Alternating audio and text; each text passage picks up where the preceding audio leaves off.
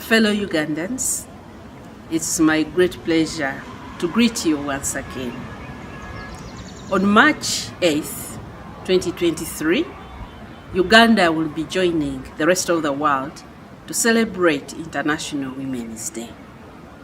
Although this day seems to focus on women, it is actually a reflection of how far we have all come as a nation.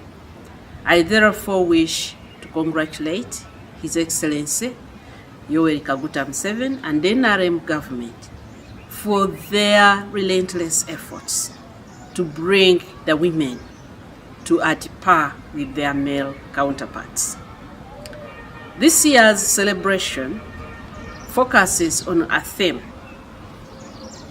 of education, science, technology as a source of gender equity.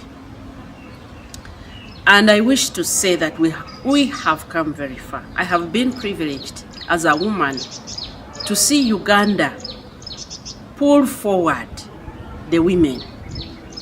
And now in many areas, the women have come at par. We have very good representation in parliament, we have good representation in the cabinet, and in education generally, we have good progress. Through the affirmative actions for higher education, the government has managed to bring the population of women at most universities at par with the male counterparts. This is really very good for the nation. Our challenge, however, still remains with science. Science is still a big challenge, as the girl child seems to be behind in the performance, in the understanding and utilization. This is reflected in the results that we have seen. Like this year, UNEB has just released the results, and the girl child performed poorly compared to the male child in science at PLA. This is also seen in the UACE results for Senior 6, which were released just recently. Actually, the representation of the girl child at this level, in science specifically, is then pushed forward as a reflection of the numbers of women that we see in the science careers. Whereas in some careers like nursing and laboratory technology, we have seen a fair enhancement of numbers of women. The general participation of women in science, technology, and innovation is still wanting. Therefore, as the Minister for Science, Technology, and Innovation, together with the Science, Technology, and Innovation Secretariat at Office of the President, we have paid very keen interest on this. And we have undertaken several affirmative interventions. Some of them are still at planning level, while others are at implementation level. The first intervention is we are reviewing the entire science technology framework in the country to understand the factors which are making it unfavorable for women to understand, learn, and participate in science. So we are undertaking a whole review, and in the revised policy which we are currently making, we will be in a position now to provide for enhancement of the women to participate in science, technology, and innovation. Otherwise, without it, we'll never reach the gender equality. Secondly, we have included gender affirmative actions in many areas. For example, as we are awarding innovation grants, we take deliberate effort to make sure that women are represented a minimum of 30%.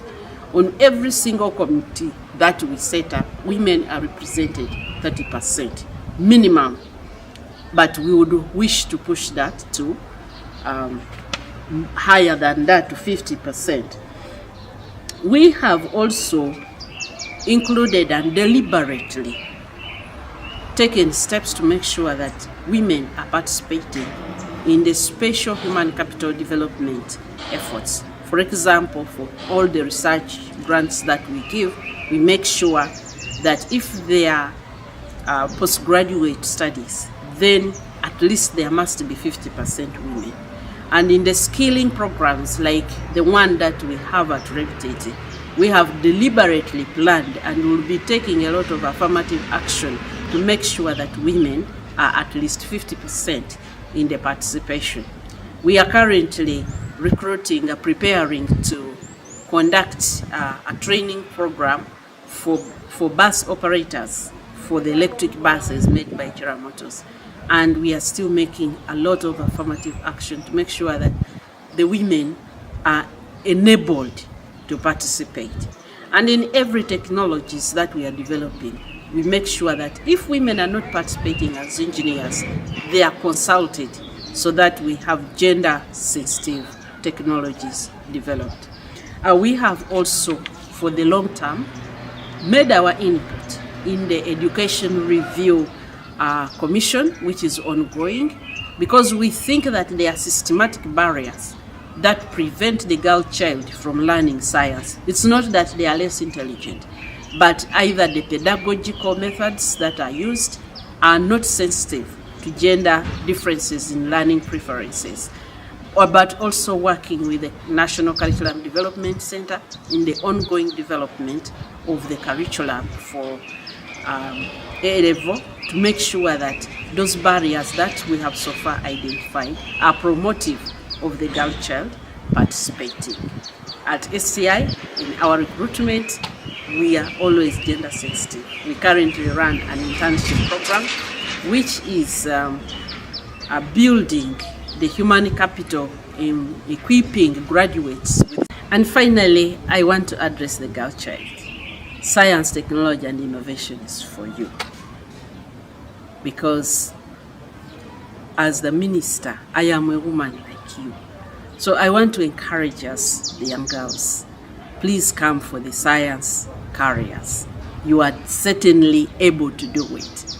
And as we get into those careers, we are going to provide for more women and girls to participate. I wish all the women of Uganda and the girl child and all Ugandans a fantastic Women's Day celebrations. For God and my country.